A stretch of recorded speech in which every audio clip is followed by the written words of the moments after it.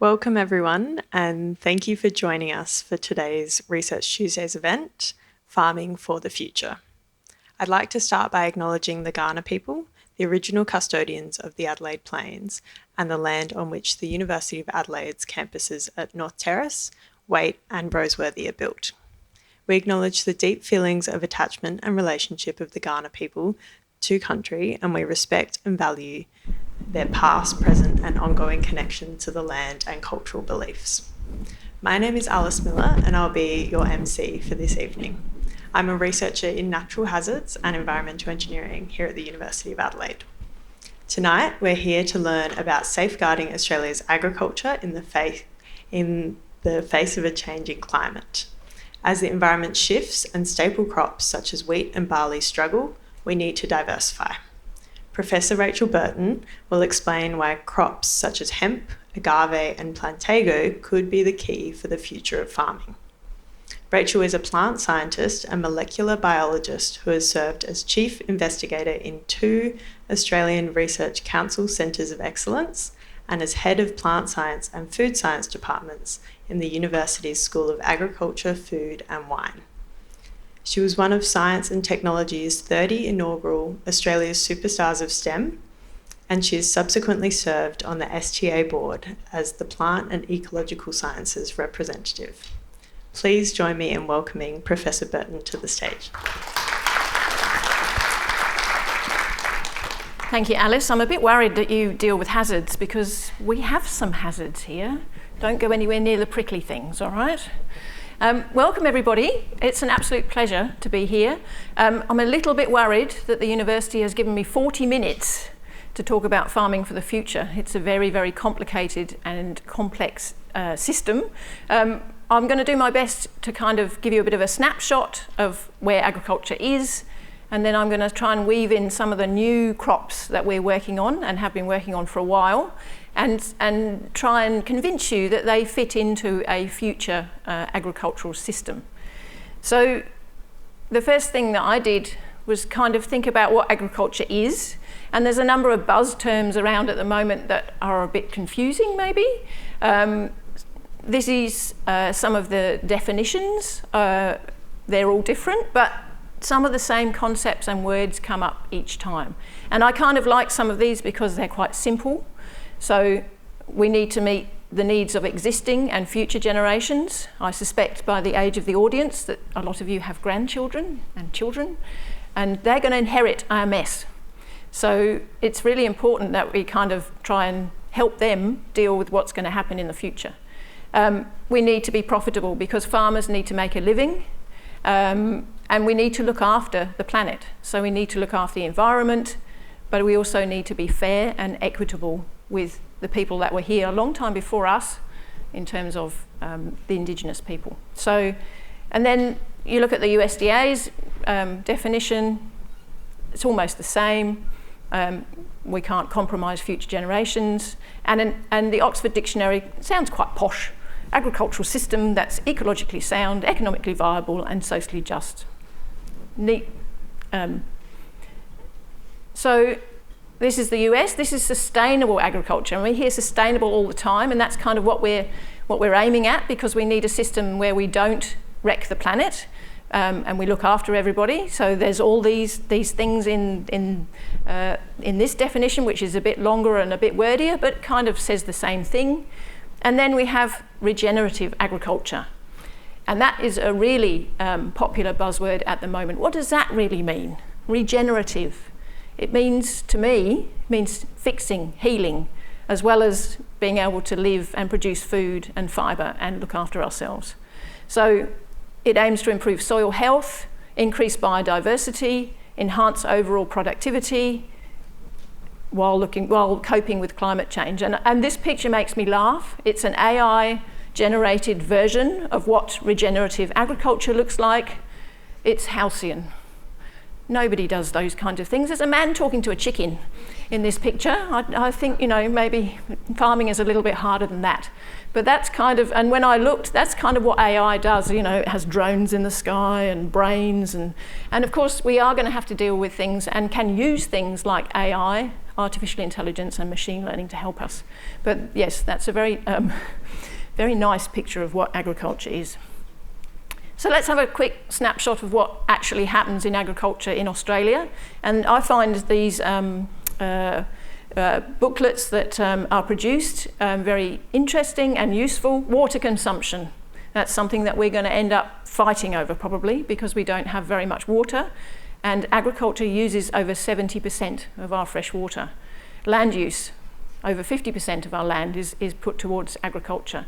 Maybe it's not the most efficient way to do it, but it's 50%. Exports, employment, rural communities are going to be really important in our agriculture because that's where we find farming. And we, of course, all our exports and things contribute to the money that we make. We have agriculture around the outside of our continent because the inside of our continent is nasty and dry and not much grows there. We have camels rampaging around and we probably have some prickly pears. But our agriculture is mainly focused around the margins of our continent because that's where plants can grow. That is getting more and more threatened as we have to deal with climate change. But you can see that the majority of it is grazing, so low-level agriculture, if you like. We've got cropping and then grazing modified pastures. So there's a little tiny bit of horticulture. There's a red dot in there somewhere, but it's not very obvious. And it's when you look at the land use, the majority of it is going to be for grazing. And then we've got conservation, apparently. So this was a bit interesting to me. I don't know how they've classified conservation. You can see that urban is actually a tiny, tiny percentage. So even though our cities are sprawling, they actually take up a very small percentage of our land mass. So there's some quite interesting things in some of these graphs. And this is a breakdown of the type of crops that we grow. It's dominated by cereal grains and livestock. Then we've got fisheries, forestry, and then horticulture, and some interesting things in there. Other livestock, 0%, actually it's 0.4%. I don't know what sort is other livestock, however. Cattle dominates, and then we've got things like oilseeds, sugarcane, and wine grapes. So if you're interested, these resources that are published are really interesting snapshot, and it's up to date. It was produced in February. But of course, this is all very well. Agriculture is very complicated. There's lots and lots of things that we have to do. There's many crops that we have to grow, but we're all grappling with the same problem, and that's climate change. And it was very noticeable. I was struck by the complete contrast when I went to Queensland recently. They're drowning in rain. Everything's green. There's water everywhere. Paddocks are flooded. Soil is struggling. And then I came back to South Australia and it's so, so dry. And we know that we're having one of the worst droughts we've ever seen. A lot of our industries are really suffering. If you think about the grape and wine industry, if you think about livestock. So not only do we have to deal with the effects of climate change, but different parts of the country are dealing with different problems. There's either too much water or not enough. I suspect in some places there's just right amount, the Goldilocks amount, but this is our reality at the moment. So how are we going to deal with climate change, doing all those things that we saw on those first slides to keep everybody happy? This is the famous economist, Edmund Blackadder. Those of you that are English will tell that I'm a POM. And he said, needs must when the devil vomits in your kettle. I agree. Needs must, and we have to change what we're doing now. We have to kind of take a risk, take lots of risks, and we have to think about how we're going to change our agricultural landscape and what we're growing. So this is where our research fits in, because we're trying to think of ways that we can grow new crops that will fit into the agricultural system, but to me are multifunctional crops. You can use them for more than one thing. They're what I call the plant equivalent of nose to tail. When you think of animals and eating a cow nose to tail, we need to use plants root to flower. So you use all the parts of the plant, and they make a contribution to the landscape, hopefully without damaging it too much. And I'm going to set this in the context of the three crops that I'm going to talk about, but also as it relates to you. So the first thing that we're going to kind of tackle is dietary health, human health, okay? So we know that there is a massive fibre gap, dietary fibre. Most of us don't eat enough fibre. Frighteningly, 95% of Americans don't eat enough dietary fibre. That's scary. I'd like to meet the 5% that do. I suspect Donald Trump is not in that 5%. What we're seeing now is, for the first time, our children, their generation, non-communicable diseases are outweighing infectious diseases. And there are 4 big killers: heart disease, cancer, etc., that account for about 44 million deaths. And a lot of this is actually linked to inflammation. If you don't eat enough dietary fibre, your microbiome, so you have a microbiome in your gut, all those bacteria that are looking after you, they don't thrive. And it means that you set up this inflammation state, and you get all sorts of interesting symptoms, not just the obvious ones, but sometimes you could have things that relate to asthma, emphysema, arthritis, Alzheimer's even, as well as cardiovascular disease, cancer, etc. So there's a whole bunch of diseases that we think can link to the health of our microbiome, and if we don't eat enough dietary fibre, you're really asking for trouble. So one of the things that we have been working on is an alternative fibre. So this is Plantago ovata. It's psyllium. I'm sure some of you take psyllium. Do some of you have psyllium supplements? Yep, there's a few hands going up. And you will be familiar with the plant that's in the bottom there, because probably some of you have got it growing in your garden. So this is ribwort. So it's a weed. It grows everywhere. It's related to the Plantago that we are interested in. Unfortunately, we can't eat it. You can use it as a pasture crop, but it's not very tasty. But the Plantago that we're interested in mostly grows in India, so it's mostly produced in India at the moment. And because of COVID and climate change, etc., it's a very precarious industry. The farmers there, it's all women and children that do the harvesting. If it rains, the crop shatters, they get diseases, there's no breeding. So there's a very small supply, but it's a product that is becoming more and more sought after by people who are making processed foods and gluten-free foods. So we thought, okay, well, we've kind of got a situation here where South Australia is very similar to parts of India where it's grown. It's grown before the wet season. Can we grow psyllium here? And can we actually start to develop some products and use it in some of our foods to maybe replace some of the things that are not so good for us?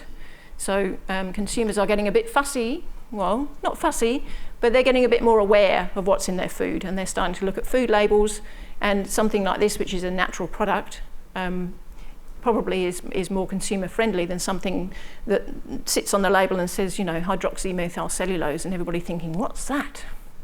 So psyllium is, as I say, grown in India, and its supply is very unreliable, I guess. It's getting very expensive, so manufacturers are looking for alternative sources. The seeds themselves, so they have a husk around them which is milled off. That's what we're familiar with, and that's what gets used in products. So this is an alternative to Metamucil, but some of you will be familiar with Metamucil. And then the inside of the seed very often gets wasted. We are actually working on that because we think that in a circular economy we should be using the inside of the seed. But you can see there's lots and lots of ways that we can use psyllium, the different parts, as shown on this slide. So it even gets used in buildings and green concrete. It's a very good health supplement, cholesterol reduction, etc. So it has very high value. It's a key ingredient in gluten-free products, and Dr. Share, if you go in the supermarket, you might find some of their products. So they're one of the that doesn't look very appetizing to me, but they produce a lot of baked products that are very popular in Europe. So And gluten-free is obviously something that some of our population want to be able to source now. Now, as well as being able to grow Plantago ovata as a crop, we thought, well, have we got any relative? I've already told you that ribwort's in your garden. It's not a native, it's an invader. It came with us when we came over from Europe. But what about natural variation? Have we got native species in Australia that actually could do as good a job as the psyllium that we get? And so we collected lots of seeds of native species and had a look at them, and did a big collection. And this is just a slide to show you when you stain the seeds, the mucilage swells up on the outside. That's what's happening in your gut when you eat it. And we've just stained it with a dye so you can see the shape. And of course, there's the ovata sitting in the middle there. And then you can see that these are all very, very different. Some of them don't have much mucilage at all, but some of them do have nice envelopes around them. So we've collected some of these native species, and we are very excited because some of them are even better than psyllium. And the advantage, of course, so this slide just shows what happens when you have gluten-free bread that doesn't have a very good crumb structure. It sort of ends up collapsing on itself. This is what you want, okay? And you can see that there's some along here that look fine and some that don't. And some of the native species that we found actually make really, really good bread. So we were very excited. And of course, those native species are adapted to Australian conditions. So they've already got used to being here. They've been here forever, I suppose. And it means that if we can actually grow those as crops, we're not going to have to fight against introducing new things that aren't used to our conditions in Australia. So we've got a selection now where we can grow Plantago ovata, which is the one that's grown in India. We can try and grow that in Australia, and then we can grow some of these natives, and it will give a high value product to farmers if they're able to grow it. So what about growing psyllium in Australia? What are the pros and cons? The good things is that we have an ideal climate. It's very similar to India, where psyllium comes from. It's a rapid cycle plant, so it'll grow between 90 to 100 days, which means you could probably fit it between some of your other crop rotations quite nicely. We have the advantage that we have unique native species, so they're better adapted and they are functionally superior. So they score well on 2 points. And we have a strong market pull and consumer demand for this product. So it would mean that if the farmer wanted to take a risk of growing this, then they would be able to look at the market pull and say, okay, it's going to be worth me actually investing in this. But what are the tricky things about growing this? And you're going to find this with all three crops that I'm going to talk about. The agronomy's early. We don't know as much as we should about fertilisation regimes and soil types and all those things, how to sow, how to fertilise, do all that stuff.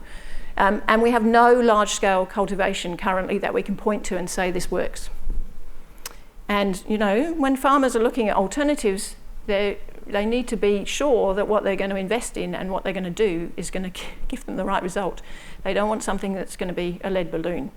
So our next job is to actually say, okay, we've done all the lab work and we've proven that it's wonderful. Can we now transition it out into a crop and a field? And we need things like seed companies to buy in and farmers to say, okay, I'm ready to give this a try. We also have limited processing infrastructure. Again, this is something that's going to come up for all three crops. We need to be able to harvest it. We need to be able to process it. And so we would need investment to do that because we have to get the husk off, etc. So it's going to take a concerted effort to build the infrastructure that we need to get this crop to be popular. All right, sticking with the human health and food, where should our protein come from? So we eat meat. That's kind of a age-old protein source. It's getting more and more popular now that we get proteins from things like legumes, etc.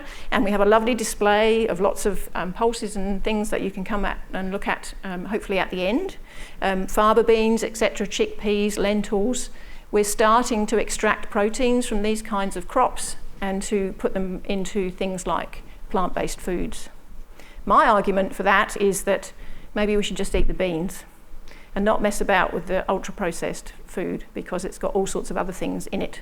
But that's maybe a contentious view. So our protein needs to come from somewhere. As an ageing population, most of our older citizens don't eat enough protein. So we've got to get a system where, older people start to actually eat protein. So we need some education around that, but we also need a supply. Now, hemp seed, so I'm moving on to our next crop now that we think is the bee's knees. Hemp seed is an oil seed.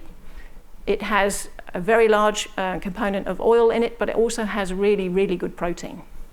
No starch, so it's quite unusual. And it's actually a nut, so it has a little hull around it that we have to take off, and it can be used in breads and biscuits, etc. And we've been using the whole seed in breads and biscuits. Now, at the moment, consumers are not able to buy whole hemp seeds because it's a cannabis plant. So you can buy the hemp hearts, which are sold in these packets or at whole seed stores.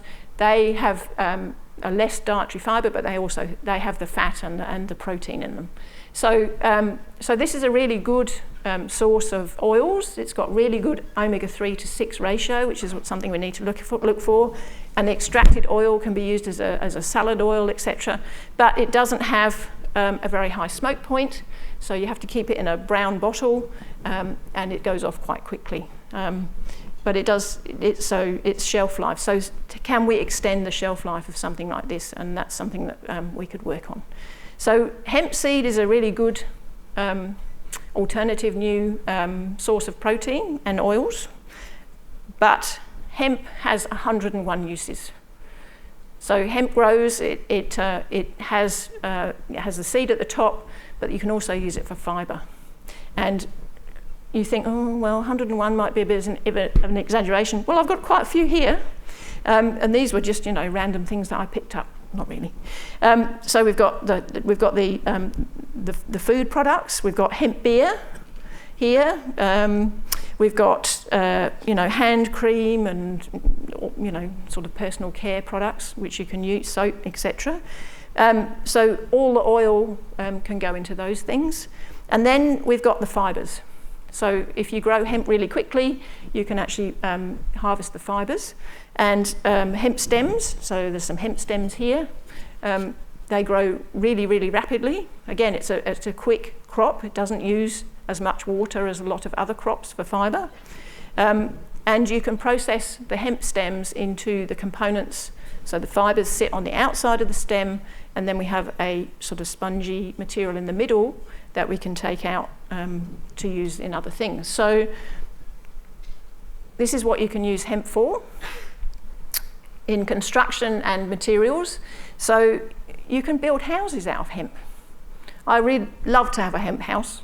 You can take the material, so once you've smashed, you have to put it through a big machine. We call it the bangy, bangy, choppy, choppy machine, because it basically is a huge hammer mill. And you have to be fairly violent to get the fibres and what's called the bast, which is the middle, the hurd and the bast separated. But you end up with a product that looks like this. So it looks a bit like balsa wood, and you can mix that with lime, either normal lime or hydrated lime, and then you can pack it into place, as you can see up here. So you can put form boards in, and then you can pack the hempcrete in, and it sets hard. Or you can make it into bricks. So there's a brick there. This is an example of a brick as well. And you can use that like normal bricks. There's also materials. So if you can get the fibres off, which are on the outside of the stalk, you can make clothing. You can make, so there's some examples here, so you can come and have a look at this. This is very helpfully labelled hemp bag, so I remember what it's made of. So materials, and you can make wedding gowns and suits and all sorts out of it. So it's a very versatile material, and it takes much less water than cotton, and you can use it for many other things. It grows much more quickly. It has less diseases and pests at the moment. And it's not new. Hemp's been around for hundreds and hundreds of years. Henry VIII used to demand that hemp got grown in the fields because they used to use hemp to make sails for the sailing ships, but also uniforms, etc. It's been around for a long time. And Henry Ford was a pioneer, and he included hemp and other fibres in his first car. There's a whole mixture of things in there, but I'm not sure I would have really wanted to ride in the car because it probably smelled formaldehyde, but not very good for you. But still, he was an absolute pioneer. So, and hemp buildings are appearing around the world. This is an example of, again, my English roots are coming out. Marks and Spencer's. So this is a Marks and Spencer's in the UK. It's one of their flagship buildings. They built this to be energy efficient and sustainable, and it's outperforming what they even predicted. So there's examples, and the oldest hemp building is in Japan. It's over 600 years old, and it's still going. So there's examples of hemp around, but we don't have builders that are that confident with it yet. We don't have standards, building standards, where we know what materials will do. We need to do all these things to get it more mainstream so that builders are much more confident, and people like you are happy to build in with this material. There's a beautiful hemp wall, so you can leave them natural and you can put colours and stuff in them. You can make flooring out of hemp, so you can compress it and make something that's really hard. This is an example of one of the, Alex, one of the students, so he's bound hemp together with fungal mycelium. So it's completely organic and natural, very, very light, but you know, it's an amazing product, and that's an example of the kind of new materials that are going to be on the market that we're going to be able to use. So what are the issues with using hemp? The good things? It's water use efficient, a lot more water use efficient probably than things like cotton, etc. So we've been able to show that it takes less water. It's actually quite stable. It's another one that's fast. So 90 to 100 days, 120 days, you can get crops, you know, you can have fibre in 90 days, that's 3 months, and they'll be 5 metres high, the plants. So again, it could fit into a rotation, but you do need irrigation. It also is very good for the soil. It has a very deep root, so it can help, and it also exudes carbon out of its roots, and so that feeds the microbes in the soil. And we were talking about our gut microbiome. It's the same thing in the soil. There's a microbiome in the soil as well, and that needs feeding. There's a few more tricky things around hemp because it's legislated. So it was prohibited for various reasons in the 1930s in America, and that's meant that it's basically missed out on a lot of the research. So there was a big gap. We're trying to fill that very rapidly, but we are bound by license laws here, and we have to be very careful about the THC levels because they have to remain below 1%. So everything has to be tested, so that's quite expensive for farmers. They have to actually commit to the testing. The infrastructure is also not yet adequate. Processing, so I told you that we needed to process it by separating the stems. We don't have very many of those machines in Australia yet. Some of them are better than others. And we certainly don't have anything that will produce long fibres that we can use in textiles. We send most of our hemp away to China, and then we buy the cloth back because they do the processing for us. So it would be good if we could process here, because then we can value add in Australia. We need a range of Australian cultivars that suit different regions. Imagine Queensland to South Australia. You've got very different climate constraints there, day length, etc. Again, water. So, I mean, if you grew hemp in Queensland, you probably wouldn't have to water it. We're working on being able to grow hemp here in the winter. So at the moment, it's kind of grown spring, summer. If we can shift it back into the winter, we won't have to irrigate it as much. And because it probably will fit better into the cropping cycle in South Australia. And that's important. Again, it needs to fit into the current cropping cycles, and we kind of run into things where people are saying, well, I'm growing carrots and potatoes, I won't harvest them till December, can I get a hemp crop in? Yes, you can, but if you swapped over to growing just hemp, and if there's a market for it, you could grow several crops a year. And the seed, so you've got multiple value streams as well there that you could look at using. So we need to continue to build robust markets for food and fibre. And, coming to talks like this, you might actually go in the supermarket and think, oh, some hemp hearts, or, you might down the track think, well, I could build a shed or a wall or, like me, a house out of hemp. It does have many advantages in that it's fire retardant. That makes complete sense in our Australian landscape. It's breathable. It's an amazing material. So I think it's got a huge future. But we need to make sure that, again, farmers can make money from it and that consumers understand how to use it.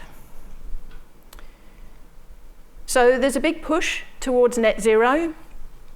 Climate change is driven by greenhouse gas emissions, and we know that energy and transport are the two biggest emitters, but agriculture, construction and manufacturing also add to emissions of gases.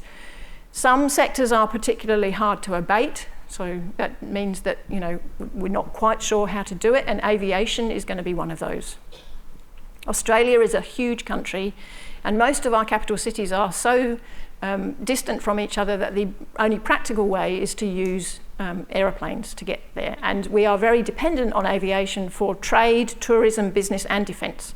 So all of those things. So one of the things that we're getting really excited about is how can we make sustainable aviation fuel, because this is becoming increasingly obvious that we're going to have to start using sustainable aviation fuel. It's becoming mandated in some airports that you have to use a certain percentage.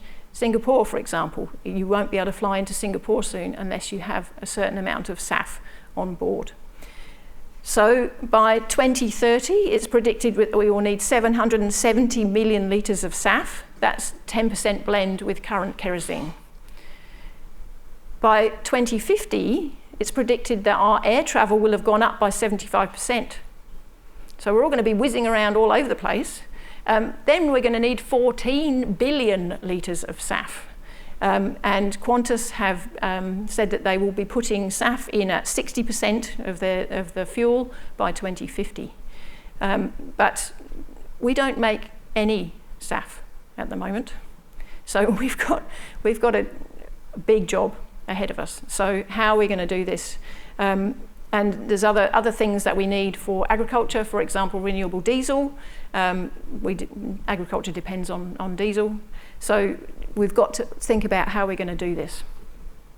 All right, so what are our biofuel options? What can we use? So biodiesel is one. The feedstocks of that are oilseeds, and hemp is an oilseed, and canola is an oilseed. But shouldn't we be eating those? And actually, we don't grow that much. If you remember, you probably don't remember, but on that first graph, there's not that much oilseeds. I think it's 5% of our total production. And most of our canola is exported. So farmers grow canola because they know they have an export market, which will give them an income. We use animal fats and used cooking oil. Now, come on, we're a population of 27 million. How much used cooking oil can we make? You all have to go out and have, takeaway 6 times a week to make sure that we get enough used cooking oil. It's not going to work, we're going to run out. So I think that feedstock for biodiesel is not going to be feasible. Bioethanol, the feedstocks that we use at the moment are the easy ones, the ones that we can access. So things like wheat starch, for example, sugarcane, molasses, they're easy. But again, they clash with food. And there's a very big drive. If you're going to be sustainable, you are not able to use food sources. So, and that's going to be mandated. So you just can't do it. The other source that you can use bioethanol is lignocellulosic biomass. What do I mean by lignocellulosic biomass? Well, this is a perfect example. So here you go. This is hemp. So it's full of cellulose, which is a polysaccharide, which gives the plant strength, but it's also got lignin in it, which also gives the plant strength and waterproofing. And the lignin is tied up all around the cellulose, and how on earth are you going to get the sugars out to be able to ferment? So yeast ferments simple sugars, so you have to convert this into simple sugars, and it's pretty hard, and you need a lot of energy to put in to get it out. but we're going to have to get smarter about doing it. We're going to have to work out how to do it, and we're going to have to make it economic somehow. So the last one on here, hydrogen. There's all sorts of grades of hydrogen, I found out. There's everything from, there's grey, there's black, there's blue, there's green. They all mean different things, and they basically mean that you use energy from different sources. You can imagine that black is the worst. Green hydrogen is basically produced by splitting water using electrolysis. You can call it green if you use renewable energy, 100% renewable energy. But the kicker is that you get a third less energy out of hydrogen than you put in. So it doesn't add up, does it? And renewable energy is all very well, but the infrastructure that we need for solar and wind, etc., we need huge to build wind turbines, we need solar panels. We don't recycle any of these things. They're full of rare minerals and metal. They're bad news, and there's a huge amount of embedded energy in those things. So we're going to have to get better at hydrogen, I think, before it's going to be useful. And also, how do we move it around? It's a gas, and it's highly flammable, so it's not going to be easy. So this is where our last crop comes in, and I have to admit, at the moment, it's my favourite. This is agave, so we've got some examples of agave here, and I'm going to spruik it very hard now as a sustainable carbon neutral crop, because we believe that this is going to be, could be a huge crop in Australia. So there's some examples shown on this slide. So the top one is agave tequilana. That's used to make tequila. So here we have, oh no, sorry, I've drunk it all. So tequila, so you'll be familiar with that, and mezcal, so that's an alcohol. The one at the bottom, I bet you a lot of you have got this in your garden. And now you've seen it, you won't be able to unsee it. And two of my groupies down the front have just told me that theirs is flowering, and Fully is very happy because he said, oh, now it will die, won't it? I said, yes. He said, oh, good, it was too big. So you will all, now you'll be infected. You won't be able to go away from here. You'll be seeing ribwort everywhere, and you'll be seeing agave everywhere. So it's an ornamental, but you can probably still make spirit out of it if you wanted. And then we're working on different species, and there's a variety of species down here that will actually grow in different places. So they'll grow in frost regions. So agave tequilana likes Queensland because it's warm and wet, and it's happy up there. But these will grow in frost, and they won't care. So we've got a lot of regions of Australia that are actually cold at night or during the seasons. And so if we can grow agave in many other places, we've got lots and lots of marginal land, huge amounts of marginal land, where we can grow agave. So why am I so keen on agave? So it's a desert plant, it's a succulent, and it's 15 to 20 times more water efficient than many crops. So that means that it uses a lot less water. And you know, if it gets really serious, it can sit there without any water for 4 months or more. So it won't need irrigation for most of its life. And it will grow on the marginal land, that massive section in the middle that I showed you at the front, at the beginning, where basically there's nothing else. So we won't need to use water on it, and you get a high comparative yield. So even if it grows slowly, it still gives you a really good yield. It's not like lettuce, where, you know, it goes all limp after 5 minutes. It's got low nitrogen requirement, so it doesn't need many applications of fertilizer. And the plants produce sugars and fibre. So it's the largest non-tree species on the planet, and it can get up to, each plant can grow up to a tonne. And this is Armando. He's a normal size, and you can see these plants behind him are 4 years old. So they're already getting quite big. They are in Queensland, but so we've got 250 species to choose from. Not all of them are in Australia, but we have a very good range here. We are very conscious of biodiversity with all of the crops that I'm talking about. We do not want to introduce weedy species into Australia, so we know how to deal with them to make sure that they stay non-weedy. And the other good thing about agave is they are fire resistant. So in a cropping landscape, we could use them as fire breaks. They could, in alley farming, for example, strip farming, you could use them and you could stop the fire moving through the landscape. And that's happening a lot now in places like California, where they're putting the agave in round the vineyards to protect from the fires. So they've got a lot of good things going for them. It's another multi-use crop. So I really am very excited that we work on things that can be used for so many things. So traditionally, I've told you it's used for tequila or mezcal, but we can also make syrups out of it. So agave syrup, and you can have that on your pancakes. Prebiotics, so it's sort of fructans. So they are good for your gut. We're going full circle back to your gut now. So we can use that for dietary health. The sugar-rich juice can be extracted and used from the entire plant. So we would put the whole plant in and squash it and make a juice. And we can ferment that to bioethanol. We could, using a different microbe, we could make something like biobutanol. And one of the products that we're really excited about is this weird one that you will never have heard of, but now you have. It's called 3-methyl anisole, 3-MA.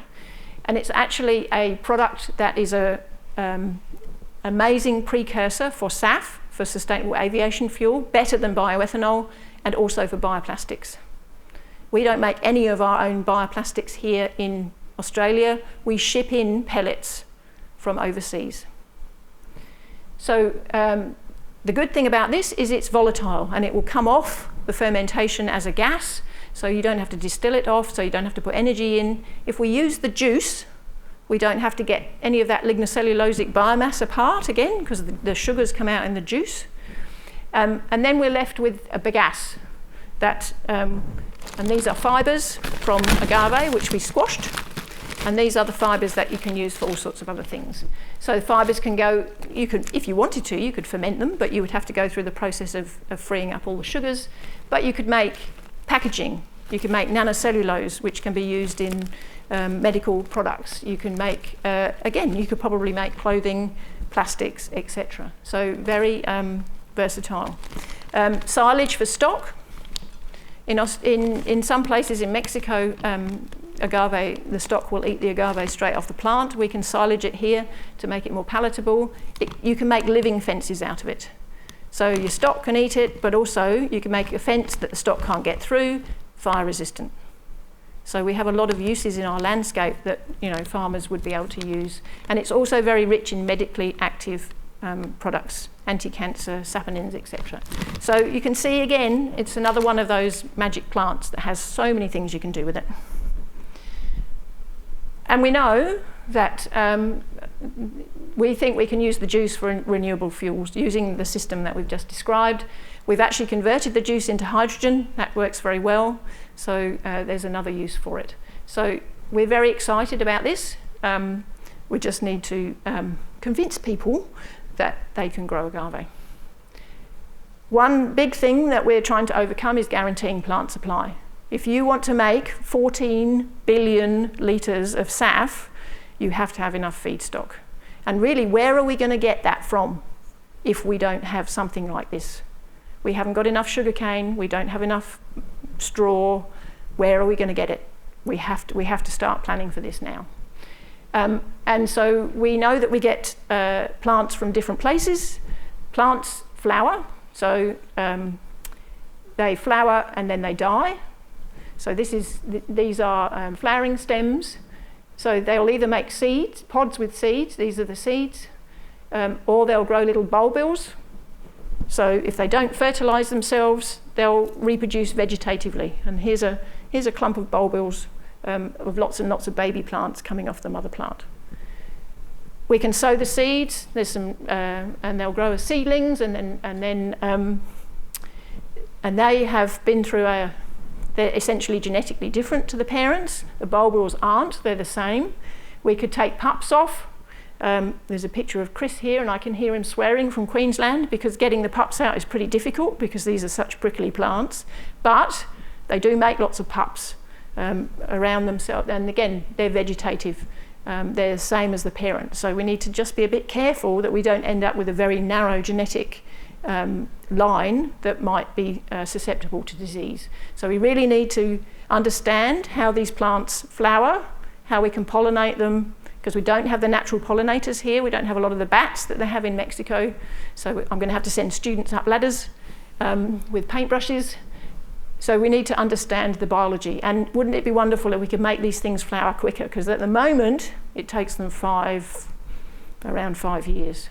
So if we want to grow these plants and get a breeding program going, we would like to do some biology that means that we can do some crosses and do it quicker. So the good things about agave. We have a huge amount of marginal land where the agave will grow, and we're going to need it. Significant potential as a source of sugar and biomass, as I've just explained.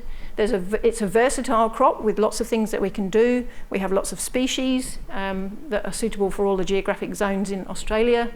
There's few pests. There's a weevil in Mexico. We have to be really careful about biosecurity. If we're going to bring seeds and material in, we do not want that weevil. So at the moment, we don't have anything in Australia. So biosecurity is a very important thing, and the plant supply is building. So we're starting to kick goals. We've just set up an Australian Agave Association to try and get the industry moving as well. The tricky things about agave are that it has a long cropping cycle. We have to be patient, but we have to get going now. Even if it takes 5 years, it's going to be, what else are we going to have if we need all that SAF and renewable diesel and hydrogen to keep us going?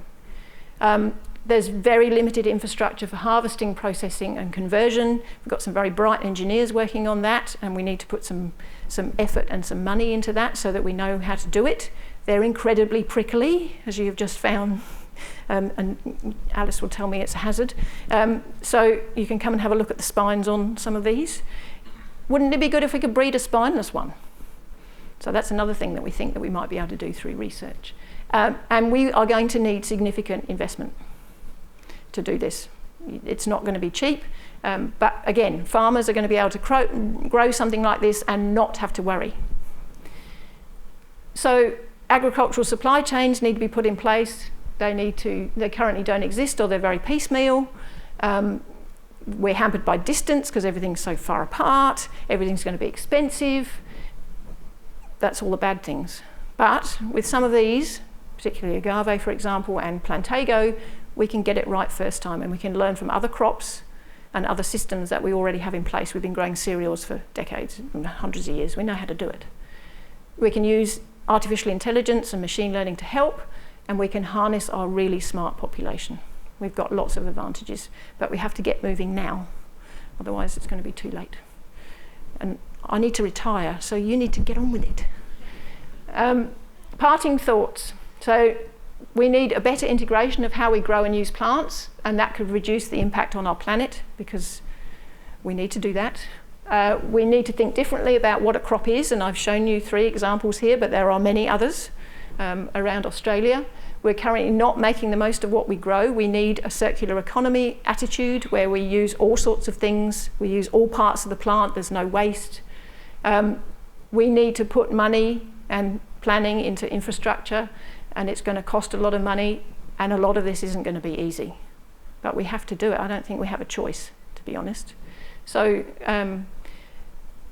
that's kind of where we sit. I have to acknowledge the funding that we've received. So we've been incredibly lucky, and we've had a lot of Australian Research Council money to do this, and all these wonderful companies have supported us through grants, etc. And of course, I've stood here and talked to you about all this research, but it takes a tribe. And there are many, many, many people that have contributed to all this work and what I'm talking about. And I'm incredibly proud of all the students and the lovely people that I've worked with over the years, and I say a huge thank you to them, because we can't do it without many hands. And the tribe at the moment are these people. So these are the people that are kind of at the coalface at the moment. They're involved with our active research with Plantago, Hemp and Agave. So I thank them, because without them we couldn't do anything. We have a lot of fun, but it's sometimes not easy. So a huge thank you. And some of the tribe are here, So after we've had a few questions, please come down and talk to them. So you can come and have a scratch and sniff, all right, and have a feel of some of the materials and talk to some of the scientists that are doing some of this work. So thank you for your attention. Thank you to my tribe, and yeah, we're done.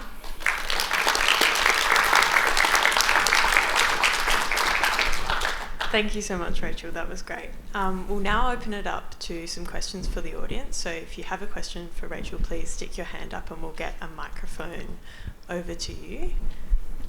I must say I've cheated a bit. So Ben, who's standing next to the giant agave, he's actually our hemp breeder. I just thought I'd throw that in as something a bit different. But he's the guy that does all the hemp breeding at the uni. Is that a photo of the white loop up there? Yes. It is. Yeah. I thought I recognised that post. Yes, yeah, it is. We're very lucky. You can go straight up the hill behind the way and end up with an amazing view. So could you ask that the agave needs 5 years and hemp is need only about 190 days? Mm-hmm. And could we put them together and grow them a kind of together? Yes, so intercropping is something that we've been thinking about. Because the agave is there for 5 years, cover crops are going to be very important to make sure that the soil is maintained, and we can grow legumes and things like that. The only thing that we can't do with the hemp is we can't grow the really tall stuff because it will shade everything. So the agave, when it's small, you can see if we had the 5 metre hemp, we would lose the sunlight for the agave. But we do have some very small varieties of hemp that will grow and give us seed. So yes, you can put that in between. And Ollie, who's here, who's part of the tribe, he'll be coming down in a minute. He's been looking at growing cereals and things in between agave. So there's lots of options. That really helps with biodiversity. We're losing a lot of our insects and things. You can even grow Plantago in between. That's a massive pollen. The pollen is a huge protein source for bees. So there's lots of combinations and things that we could think about growing.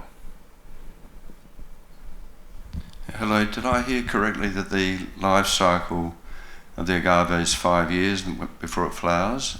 It can be even longer than that. So it's affectionately, well, not affectionately by us, called the century plant.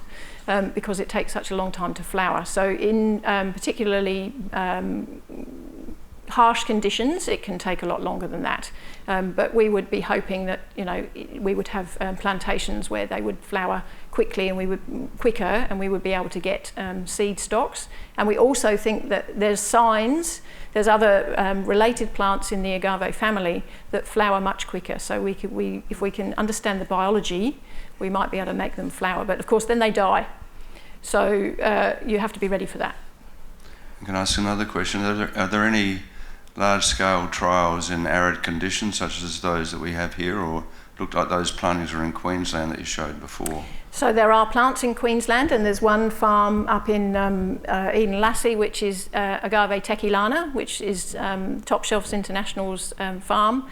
And that's obviously, Queensland is a very nice place for them to grow. But we have trials down here in South Australia in particularly harsh conditions, and the plants are thriving.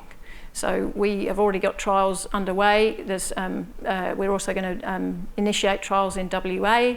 Salty conditions are another thing that they seem to cope with very well, and we have a lot of salt-affected land, especially in places like, there's millions and millions of hectares of salt-affected land. So again, if it's something that will grow on dry and salt, it's going to be really, really useful for our agricultural system. I think we've got an online question next. I'll just throw up here and then we'll come to you in the front. Yes, quick question from online. Richard asks if you can comment on the effects on animal habitats for each of these crops. So yes, biodiversity and animal habitats are important. So I think with most of them, well, the hemp and the Plantago would fit into quite rapid cropping cycles. So I suspect that by animals, I think I can include birds. So birds love hemp, and bees love hemp, Plantago is a very good source for insects. I know, maybe not counting animals, but everything biodiversity. So there's definitely some advantages of growing these crops. With the agave, because they're going to be in the landscape for a long time, they will provide shelter, and they provide hopefully help remediate the soil. You'll get other plants coming through, and therefore you will get a sort of ecosystem that's building. So we're not anticipating that any of these will adversely affect animal populations. We're hopeful that we would be able to help support and increase insect populations. Thank you. Yeah. A question up front. Could I ask that agave have a big scale and they are beautiful too? Could they grow together to make in the matter of decoration in the building, next to the big building, anything that we can put between economy and make the city beautiful too? Absolutely, I'd like to have agave everywhere. And they are beautiful plants, and there are very many varieties and hybrids and species that are grown for ornament, which they're smaller, and they're ideal for our gardens, because our garden, especially in South Australia and other parts, they're dry. Maybe we don't want to water them. You probably want to keep the kids and the dogs away from them if they've got prickles on them. But yes, absolutely, and I think there's room for these as ornamental plants as well, and maybe they can have dual function. We can, get everybody growing them, and then we could use them for various things. So I certainly think they're majestic in the landscape. I think we've got one last question up here, and then we might wrap up. Thank you. Thanks for your presentation. It was interesting to see the acknowledgements page, and there are a few faces or images that I don't recognise the companies of, but wondering what industry investment that you're seeing, particularly around the biofuels, whether there are big names that are investing in those alternative sources. They're starting to. I think there's a lot of airlines that are realising that they need to forward plan, because especially where if it's going to be mandated that they need to have SAF on board, they're going to have to get it from somewhere. So there's industry is starting to pick up. So there's companies in Australia which are looking at producing SAF. They're in the early stages. But a lot of the funding at the moment is coming from government sources. So ARENA is funding some of this.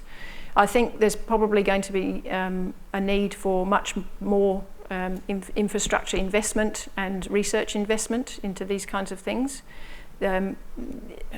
Obviously, farmers are not in a position to be able to invest, most of them, because they're struggling with the cycles of drought, etc. So I think we are going to need to look at the major end users, and maybe there's going to be a shift in companies that are currently they're dependent on fossil fuels for petrol and oil and all the rest of it. So maybe we need to twist their arms a bit harder about investing in sustainable things and make sure that we start to really work towards net zero.